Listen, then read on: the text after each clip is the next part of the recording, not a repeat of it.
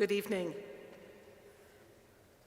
Welcome to St. Patrick's St. Anthony Church and our evening program sponsored by our Women of Hope ministry. My name is Pat Curtis and I serve as the pastoral associate here. Thank you for joining us tonight for what promises to be an inspiring presentation. We're so glad that you could join us, whether in person or through live stream. Janet Bristow from our Women of Hope ministry will now introduce our guest speaker.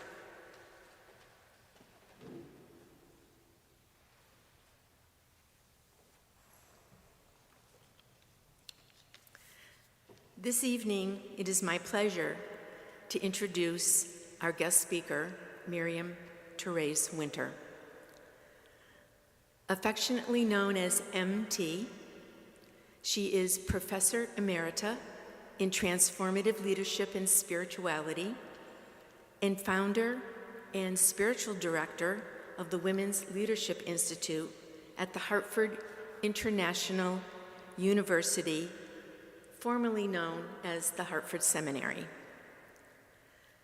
MT is a medical mission sister, author of award-winning books on biblical women, theologian, and prolific composer and singer of songs, one of which, Joy is Like the Rain, went gold in the 1960s. Her scholarship and ever-evolving interests range from quantum spirituality to liturgy to feminist ritual and spirituality, just to name a few. Tonight, her subject is Women of Faith, the need for a new narrative, based on her own approach to ministry to and for women, especially in the year ahead. It is an honor to welcome my friend MT to St. Patrick and St. Anthony once again. We look forward to hearing your wisdom and your insight.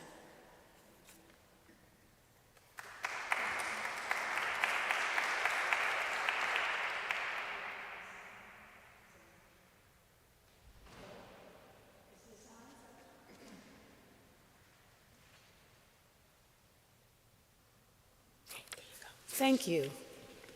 So you've just learned something significant about me.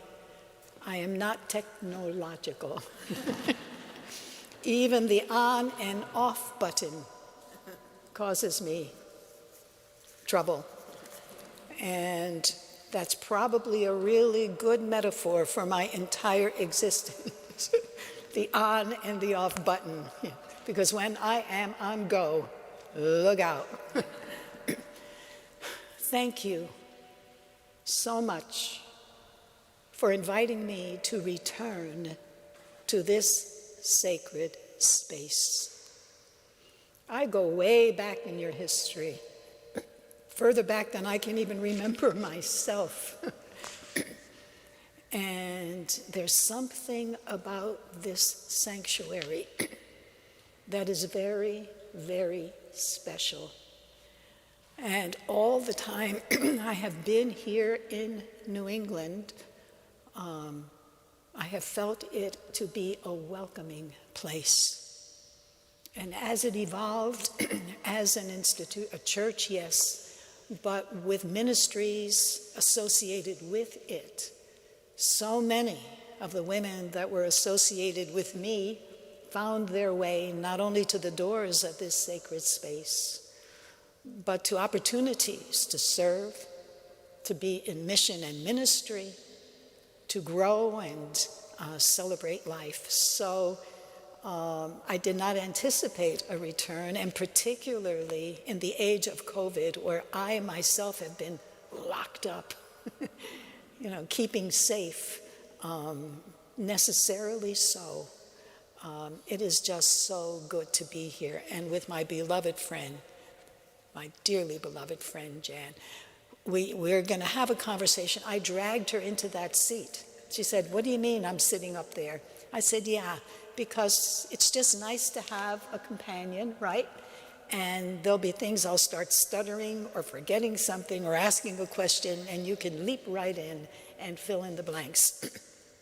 But first of all, in all fairness, let me just give you a very small introduction about myself. Believe it or not, and it's hard for me to believe, I entered the Society of Medical Mission Sisters in 1955 at the age of just turned 17. And I chose the Medical Mission Sisters and not Maryknoll because the one thing I never wanted to do was teach. Okay? And there was not a prayer of a chance, said I, as I read all the information on the Medical Mission Sisters, that I would ever be a teacher. Their mission, our mission, our blessed mission and ministry, categorically is to be a healing presence at the heart of a wounded world, specifically in our founding and through the many, many, many years that I have been a member of this community. I'm 84, okay, proud of it, to be glad to still be alive, walking and talking, and I entered at the age of 17. You do the math, okay? So it's a long time, but from the time I entered, I wanted to be a doctor, which is why I joined the Medical Mission Sisters, whose mission and ministry was to bring professional medical care, primarily, essentially, to Muslim women and Sikh women, women who could not be seen by male doctors out in the Orient. Specifically, at that time, it was what is now Pakistan, but was India at that time, a hospital there, and a woman named Anna Dangle was acting surgeon there for 3 years, and she said, it's impossible, we need help. And you will appreciate this more than most audiences who are not Catholic when I say this, but you will understand that a religious community had sent 4 nuns, very habited nuns, to assist her in her medical ministry, which was a hospital. She was the only doctor, she was the only surgeon, she did every aspect, delivered babies, everything. And she also went out into the villages to help people in their homes. She was the only one. She was assisted by 4 members of a religious order who actually were forbidden to assist her in the OR because they were not allowed to see body parts. And you can figure this out, you know, they had to, so they would hand her the instruments this way. They couldn't do postpartum work, they could not do anything, and they had to, by 9 o'clock, go to prayers and go to bed. So she was not only physician and then doing other work out there, she did all of it. And so her point was at the end, first of all, the main goal was surviving, and there were at least 100, 200 people in the dispensary during the day, and then she went out into the villages on horseback and into the mountains. So after 3 years of this, she said, we need to do something. And so she entered this emerging movement to change canon law. Now you know how easy that is, right? Change canon law to allow women with religious vows to be able to practice the full scope of medicine. I rarely get a Catholic audience, and you may not all be Catholic, but I'm in a Catholic church and I can speak so knowing you know what I mean by this, right? And imagine this little Austrian doctor taking on, and she was joining others, but there weren't a whole lot of people on making it, but she joined that movement to change canon law just to allow for Muslim and Sikh, those women. So it was very specific to be able to assist with the full scope of medicine in areas of the world where there was no other kind of help. Okay. She comes to America to do this at the time when they're marching the streets in 1920s, you know, in the middle of all of this, showing her pictures, you know, and talking. She pulled it off. She convinced one or more bishops to give her money. She went back, and long story short, over a period of time and a lot of work and a lot of energy, in 1936, canon law was changed, okay? And so that women with final vows could practice the full scope of medicine. And so, in a sense, this is the context that I entered because I wanted to be a doctor. I entered this community to be, a real doctor, you know, not a PhD doctor, you know, a doctor. And she was there when I entered, so I knew her well. We became friends, and somehow I think I represented a little bit of what was in her. Like, the impossible always seemed possible because I never used the word impossible. If I wanted to do something, I just did it. And she somehow, even though I wasn't allowed to do certain things, I started Vatican II, you know, with the change in music. I was assigned to study music so that we could make the changes, because music around the world, when you're doing healing work, music is key. And it is one of the main media of connection and talking and all that stuff, helping and forming bonds and relationships. When canon law was changed in 1936, through a lot of her energies, and then we had this change, and then I entered this community. I did not expect to do music, but Vatican II came along, and the changes in liturgy, and no one else knew anything about music, but I did. And they sent me to study music better, and I came out, and I was devastated. The reason I start this way, this talk, I think this is so profoundly important. They didn't know what to do with me because I got real depressed. They assigned me to teach the novices, but because I studied in Catholic University and I was learning all the Latin stuff and all that, it was useless, you know. And they wanted to fire me. Now, to be fired by the novices is really about as humiliating as you can get. Those of you who know anything about anything Catholic, okay. Anyway, it was just one of those raucous times. And I see some of you of ages that might know something of what it was like back then, you know. It's a lot like it is now, only the things are different, right? A lot of chaos. And so they sent me down to our place at the shore for just to get some time away. And I had made my final vows, and I was sobbing. It was pouring down rain. I was crying. I said, I had given my final demonstration of getting my degree on a 5-manual organ and 189 stops, and we didn't own an organ, and I would never play it again. So I picked up a guitar, and I said, surely I could play 3 chords.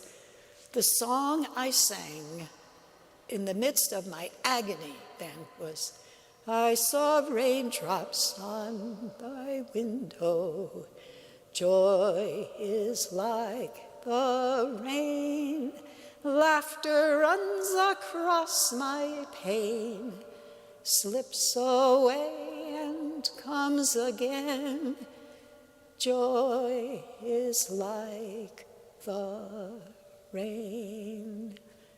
The pain meaning the pain. It was coming across the window pane, but the pain. That song, as you may know, has gone around the world. I met it through the years as I traveled throughout Africa, through Asia, through the foothills of Kilimanjaro, to Latin America, to the islands in the ocean, to the Philippines. The song was there before I was. nobody knows, or some people know, but you know now, and some people know the context of that song. And so many people say, I grew up on that, or I raised my children on it, or we went to school and we knew that song. The reason I start with this, and I hadn't intended to start with this, and I actually didn't even realize this was going to be the context of our talk, so I'm ad-libbing here, is because we're in a similar spot at this point. Everything around us is shifting. And I know not everyone in this who is listening via Zoom or perhaps even in this room is Catholic, but assuming you're Christian and assuming many of you are Catholic, everything is changing radically as we sit here. And with the speed of quantum, with quantum speed. Yes, things changed rapidly for me throughout the years, but nothing like this, you know. But yet there is a similarity. Any age you live in, it's always a portion of it ahead of anything you can understand, and a nostalgia looking back for what you think you've lost and don't want to let go of. So in a sense, it's no different, except today, the stakes are so much higher. And part of the issue, and here let me just, and I am totally ad-libbing, so if I get incoherent, stop me or interrupt me.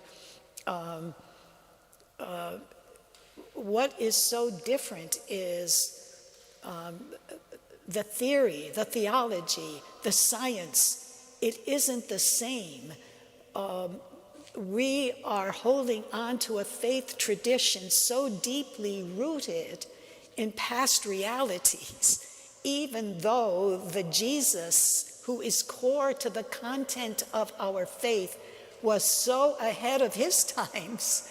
And it is somehow those who followed after him and assumed authority and then exercised authority over the whole and defined and set the rules, and all the way down through the ages to this moment, haven't seen, and there were, I want to just say, as I'm saying this so deliberately, there were so many who were not this way, which is why we are as good as we are. But the core of the tradition is so locked into the historical reality of the 4th century and that period of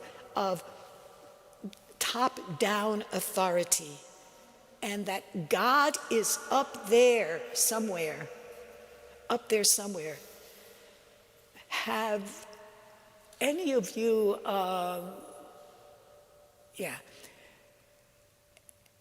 and we placate, we plead, we ask forgiveness, and somehow we are separate from all others who claim an allegiance or a relationship with the sacred.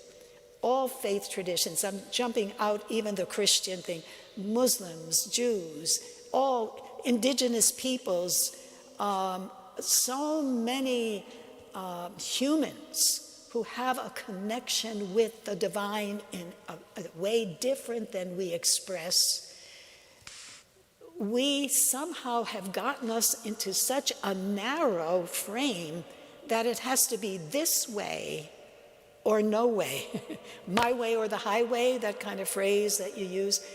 And what's happening is this generation does not get that kind of conceptualization. They don't get it, because from little babyhood on, and I see this and it blows my mind, a child can hardly stand, but she's pushing the buttons on this little thing that's showing her all kinds of things that can only come from outer space. And I said, and meanwhile, we're hearing these words of wisdom that were wise 1,500 years ago, or more than that, even years ago, you know.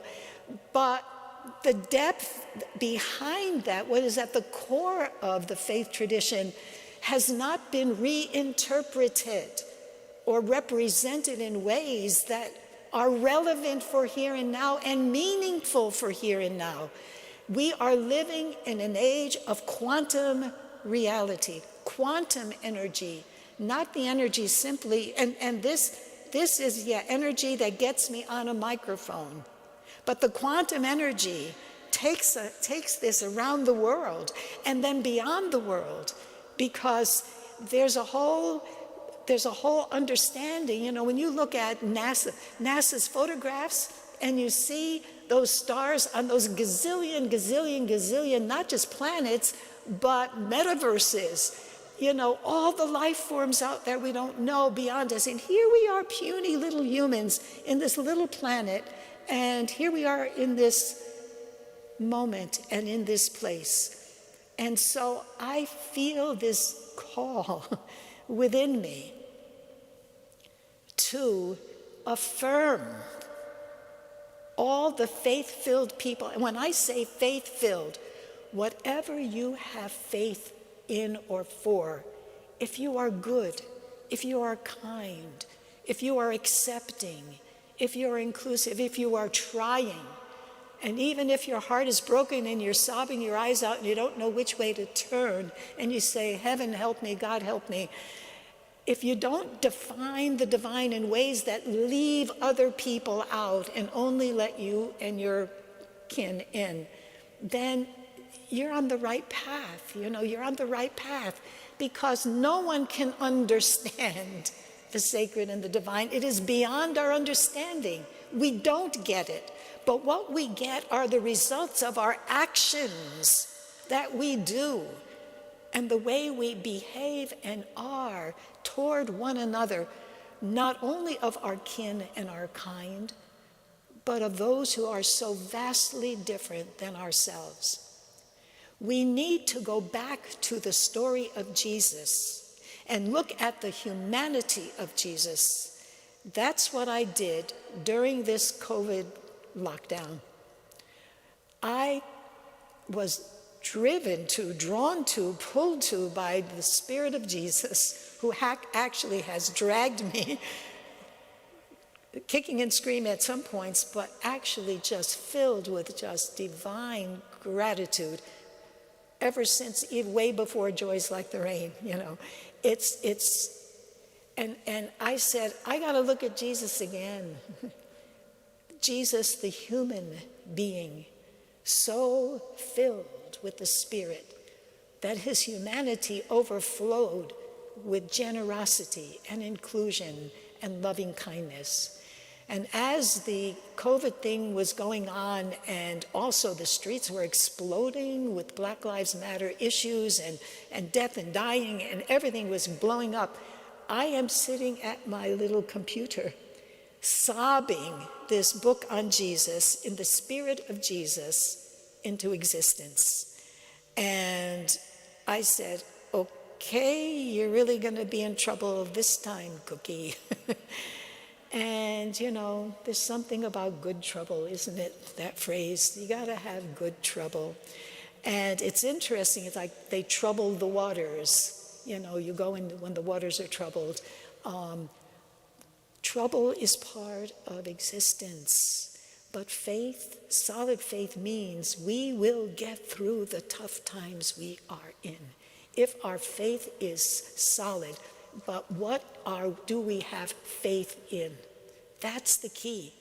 Faith in, and how, for all I can do is say for me. I can say what I have and what is for me.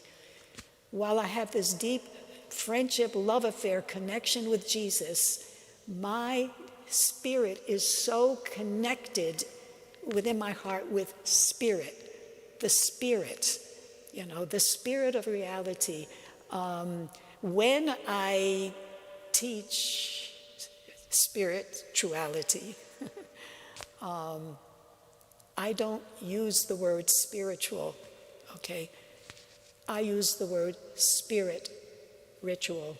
There are two words in spirituality, spirit and ritual. And while I love the word spirituality, and I am there under a chair with the name and everything else, and I do that, I always say, remember, the core word is spirit. Because if you use the word spiritual, well, what does that mean actually?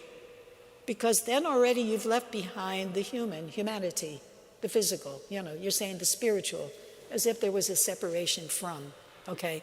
So when we say spirit, and we begin to then go back to chapter 1 of Genesis, and not chapter 2 where they dragged us into existence, birth with a rib, and what kind of a birth story is that? That is ridiculous that we're even still using that, for God's sake. Not for God's sake, for men's sake.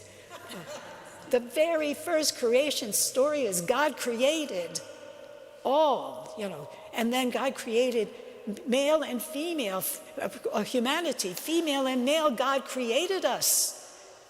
It's in the Bible. So quote that chapel. We're in the Bible, female and male, okay? And we need to get back to that.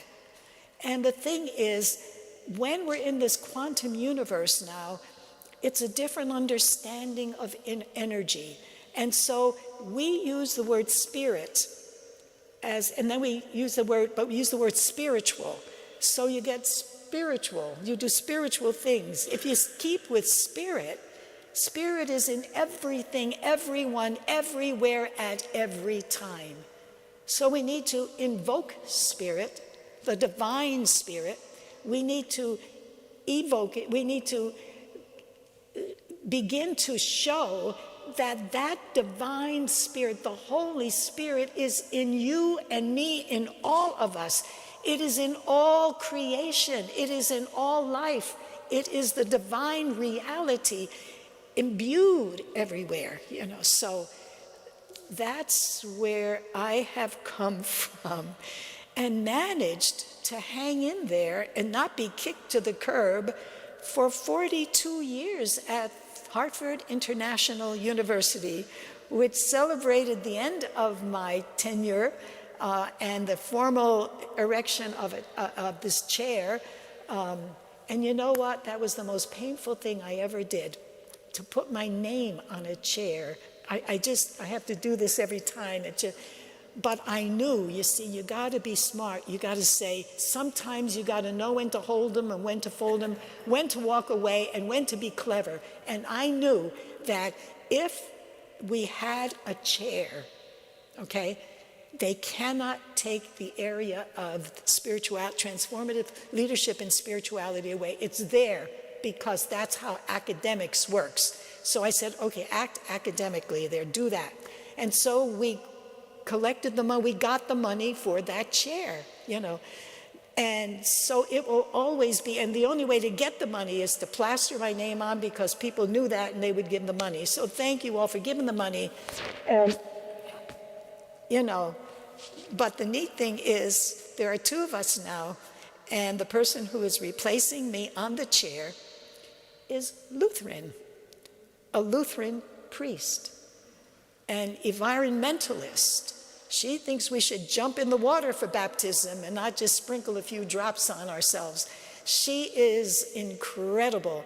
And I said, we are going to, what I want to, and I'm going to put this out. You're probably the first ones I'm talking to here, wherever you are, and you here, bless you in this space.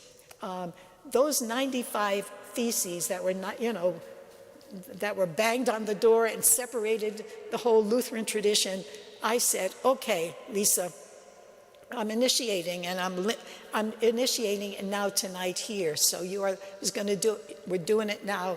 Thank you very much for those of you who are present. We want to have 95 blessings. So go out, be a blessing to someone, somehow, somewhere. Write it down. And we are going to, like the peace cranes, we're going to put these all up, okay? And we're going to celebrate that these are 95 blessings to kind of show that we are living now in an age, not only that we are more acceptable of people, but we are deeply appreciative of the various expressions of any kind of tradition that has goodness and mercy and justice at the heart, okay? So having said all of that, I asked, Janice to be here because we weren't quite sure. I wasn't sure exactly how much time. I thought I had 15 minutes. We have an hour. So this whole thing has been ad-libbing. So we get to the time we thought we had together to kind of give us a fair chance at doing what we thought we were going to do, okay? But she goes way back to at Hartford, what was then Hartford Seminary, now Harvard International University, which is a recent change in the last two and a half years. We formed this Women's Leadership Institute, okay? And this was going to be really something, we had to really kind of fight for it, well, more than fight for it, lobby, do all kinds of things. And they didn't know if anyone would show up and what would happen, da-da-da-dee. And the first class had, 52 women. I mean, usually you get 10, 12, 15, 20, you're in big time. If you got 25, whoa, the bells ring. We had 52 women, and they were going to organize it in a way that, they thought it should be done in academia, and they didn't. And I'm going to save that story for a little bit later this week when I'm going to also put out a call to everyone to say I'm going to reimagine this program that began here. But anyway, we began the program, and it was simply, and we had, quite a few African Americans, and we had Hispanic, and it was like chaotic because nobody brought all those kinds of people together with actually, what are you going to do? And the system wanted it to be academic, and I wanted it to be experiential. And so since it was on a weekend, Saturday, and nobody else was there, we did what we wanted. We had, a common meal together. We got to know one another. It was absolutely unbelievable. To this day, we have people kind of coming, and we listened to each other. And they said, at one point, I have to tell this story because it's just so funny. Very early on, one point, we had gathered, and then we had a break, and then we gathered again, and I said, well, where are all our African American, our black sisters? Where are they? They said, they're downstairs. I said, what are they doing downstairs? Break is over. Can you go get them? Oh, they're praying. Oh, okay, I'm sorry. What are they praying for? Or could we join them? They're praying for you. They're praying for me. Yeah. I said, this doesn't sound too good. It's not going in the right direction. I went down and I brought them up. I said, okay, from now on, truth telling. What is it this white woman is doing that is driving you over the lid? And I learned so much. I learned so much. Because unless you allow the individual to say, this is who I am, this is how I feel and think, and you see it's vastly different than, even though I thought I was doing that because I've been throughout Africa and all, but I never got so closely into a process of helping to shape a spirituality. I just visited and moved on. But this was, so from that moment, we really integrated a process of, we got to know what was the ethos, the underlying ethos, the ethic, the spiritual core power of what is precisely you and yours. And then this is mine. This is where we culturally differ, or maybe different in different ways, but we'd always come to what is the common ground. What is the foundational thing that we all say yes to? that we can say yes to. And that has been what has been the core of the program going forward. We have just this year are celebrating our 25th year of having, well, it's the 25th year, but we're taking a gap year going forward, and to see what will the next iteration be, because the world now is different than it was when we started that program 25 years ago. So, coming back to, and we can go into this later in all kinds of details, well, let me just stop here. Jan, do you have anything I've gone all over the map on this one, but I wanted to contextualize what this is the beginning of. This is the beginning of the rest of my tenure as faculty emerita. Isn't that great? They kept me there as faculty emerita. That is so cool. And so I will continue to be at the institution and having this program. And I said, if it continues, we need to have the Women's Leadership Institute continue in a way that's relevant for now and the future. And so we're taking a gap year to kind of design it together. So those of you, all of you who are out there, and I'm going to have another Zoom next week on some of this stuff, or on a theme or something, to say what will we do going forward? And it's like what you're asking the question: who are we now? What are the needs? What are the options? What are the possibilities? How can we be more connected instead of separate entities that are doing wonderful things? Is there a way we can weave the good things we're all doing in a network that would actually have more of a punch? So I'm going to stop while I think I'm still almost, I'm not ahead, but at least on par. and any questions there might be, or any comments or anything from any. Yes, I see a question, a hand. How have you seen over the years the opportunity for women's voices in the church to either grow or to be diminished? Have you seen that? Oh, glory be to God. I'm immersed in that.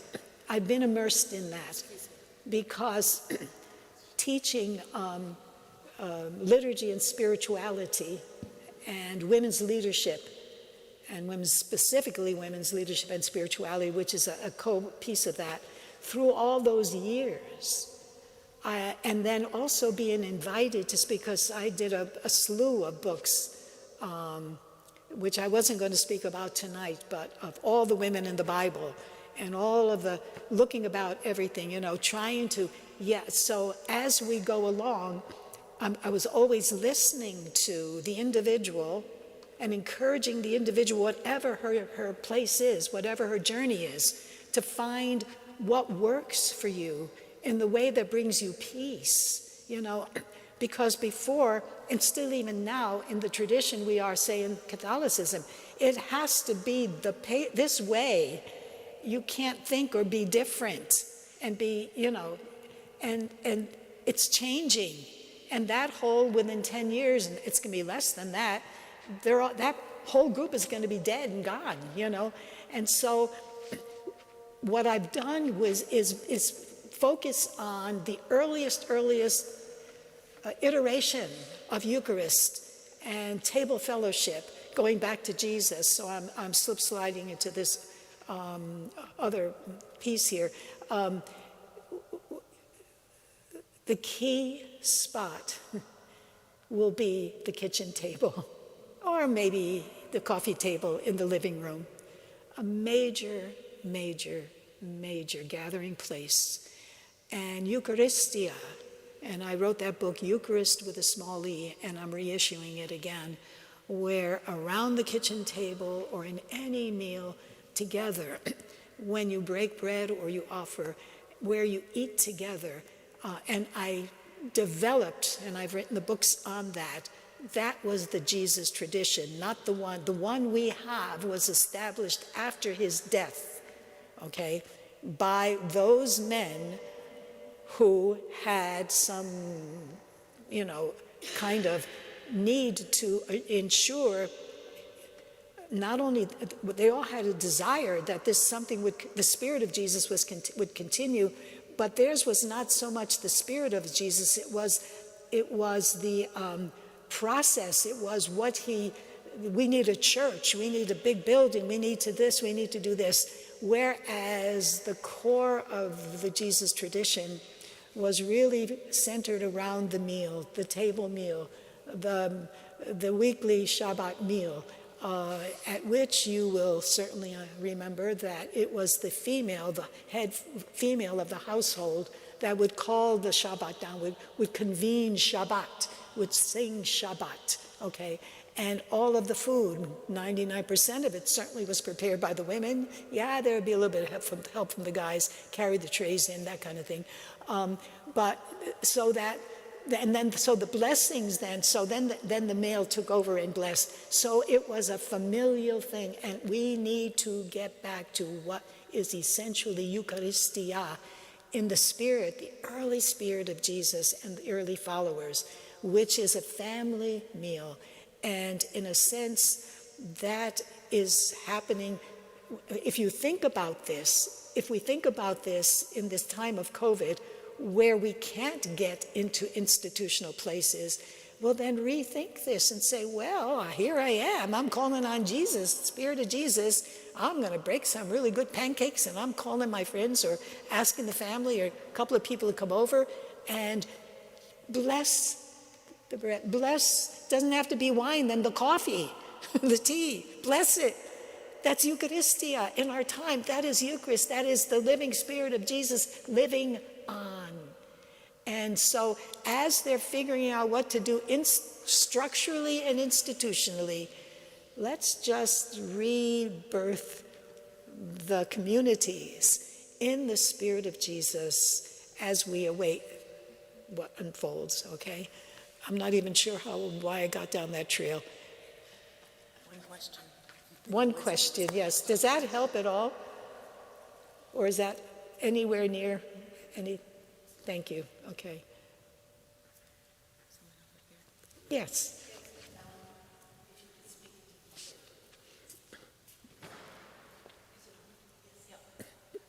MT, you used the word quantum a lot. I wondered if you could help us understand better what you mean by that, the quantum universe we live in, and connection between science and theology. Okay. Yeah, well, I've read so many books and I've taught so many courses with quantum at the core. And so it's almost like it's not something that can be answered tonight. But in a way that will be satisfying at all. It's just a whole different understanding of the universe, which actually we are utilizing it without naming it. It is the source of you turning on your TV, turning on yourself. This is quantum energy. All of this is another realm. What I did finally and I did a lot of studies, read a lot of books, went to a lot of courses through the years on quantum. I'll never understand it, and you can't understand it, but I do get what it is.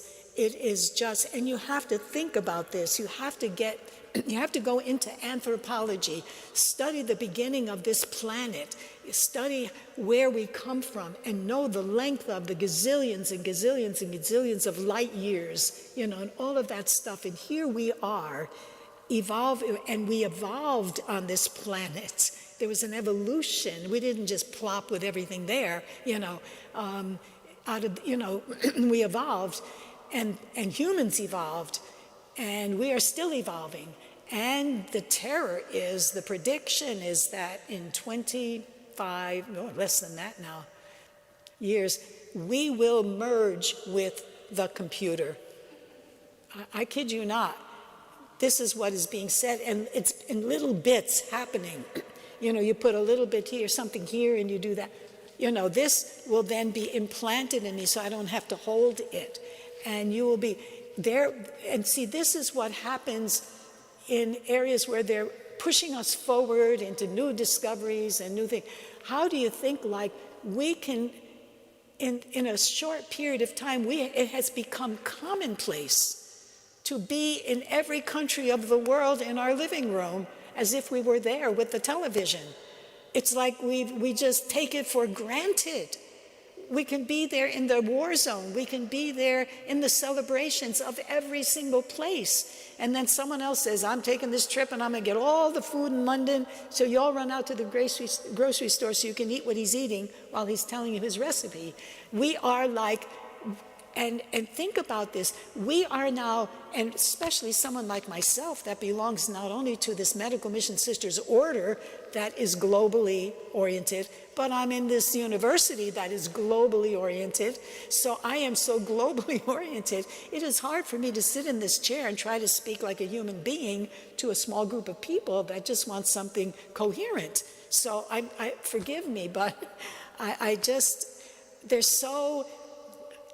And that's why I taught year after year after year a different course on a different aspect of quantum. So that would take a series of lectures even to get to a point where you almost get, but do look it up, get some articles, get into it, because this is what your children, grandchildren, they are living this. This is their world. They don't even need to define, because that is the isness of their being. And now even as they're building new body parts to put within you, that's coming out of quantum science to say they can substitute this, that, and you can be as good as new. So, yeah, but then to take that, what I try to do is take it, excuse me, to understand as much as I can, which isn't very much the scientific part. I get some of it.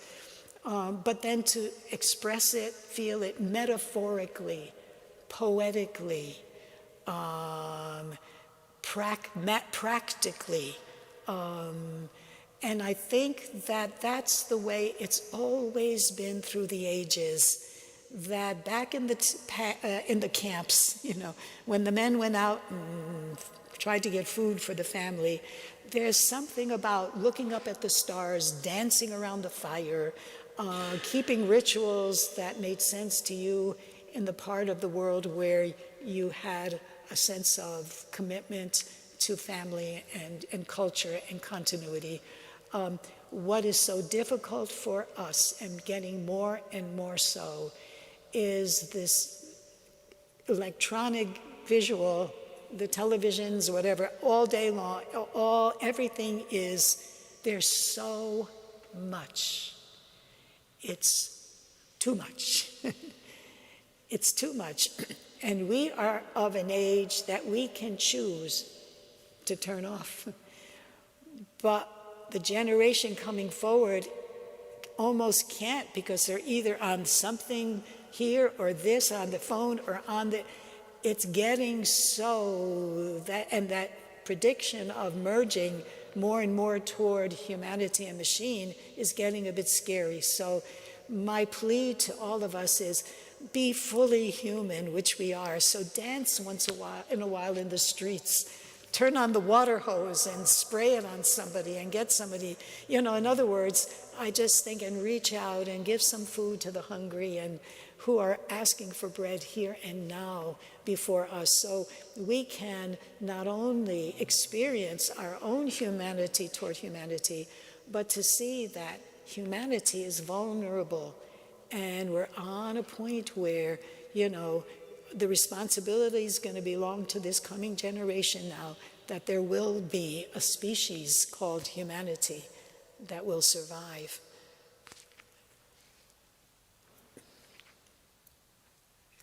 Questions?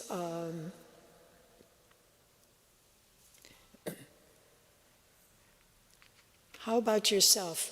I just want to say this. I was so always, how can I say just a word about you? And yes, just, the Women's Leadership Institute, Jana is part of the very first group, okay? She is a pioneer with me. She's pioneering, and we started this Women's Leadership Institute together, and I want you to speak something about what that has meant to you or how that has helped in any way to shape your own journey. Oh, you got your own.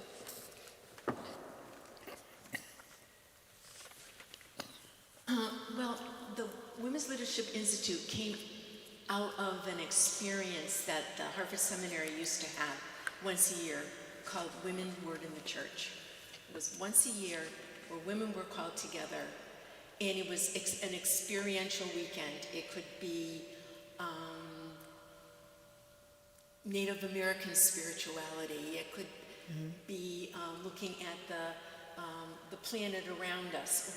Whatever the subject, it was geared towards women, how women learn, things women are interested in, and somehow the church is in there too, whatever church you belong to, because it wasn't just a Catholic thing, it wasn't just a Protestant thing, it was just a spirit thing.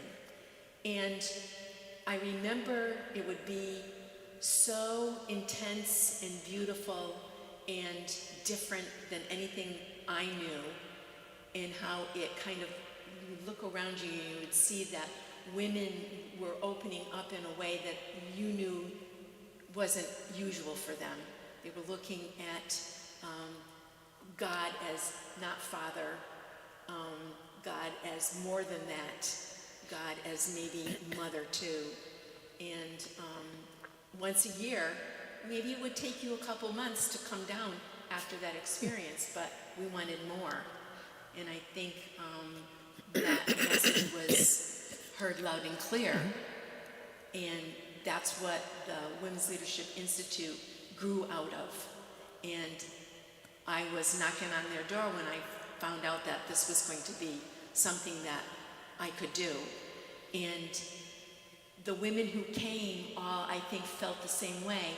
Many of us were of the same age and had been church ladies and were presented a way of worshiping and looking at our own spirituality that wasn't available to us ever in our lives. And you watched each woman evolve in that year and grow and become something that they could be proud of and take out into the world and be an example to other women. And other women would see that and say, what is this that you got? Where did you go? What can I do? How can I get that?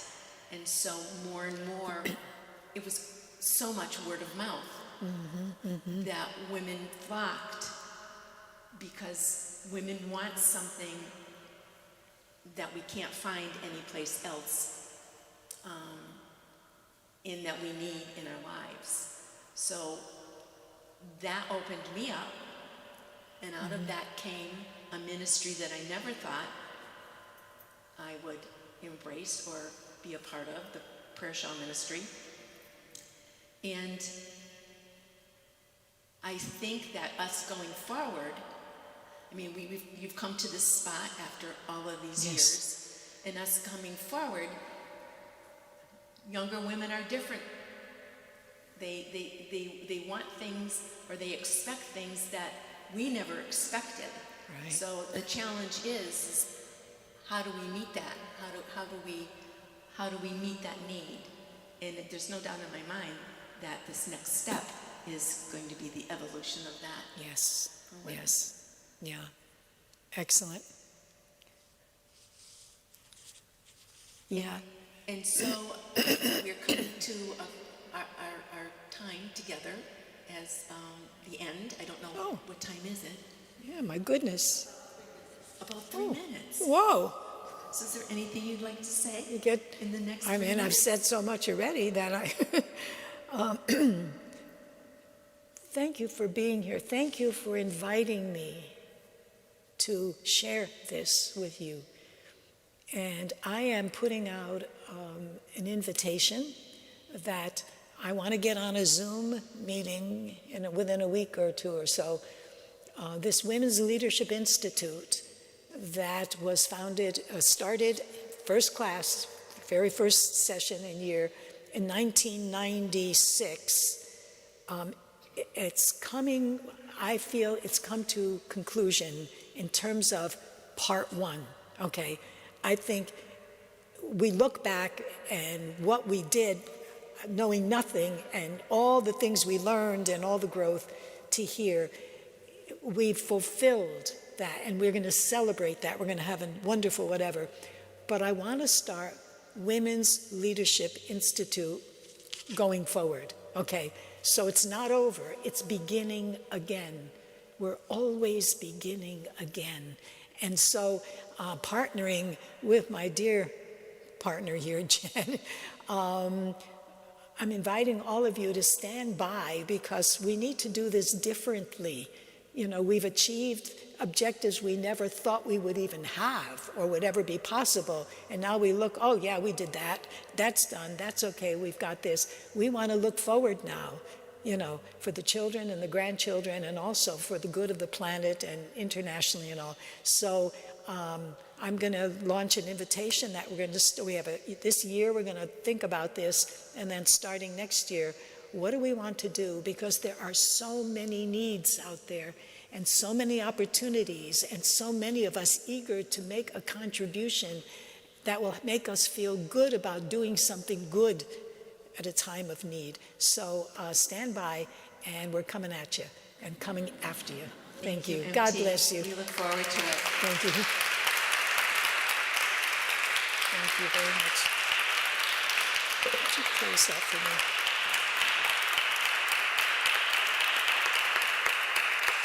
Thank you so much. We thank you so much, MT, for your storytelling, faith sharing. Been an encouraging word for us on the journey of faith and very inspiring. So we thank you. Thank you. And I thank all of you for coming and all of you live streaming with us this evening for being open to this gathering. May peace and blessing be yours this evening. Yes, amen. Safe home. Amen. Thank you. Thank you.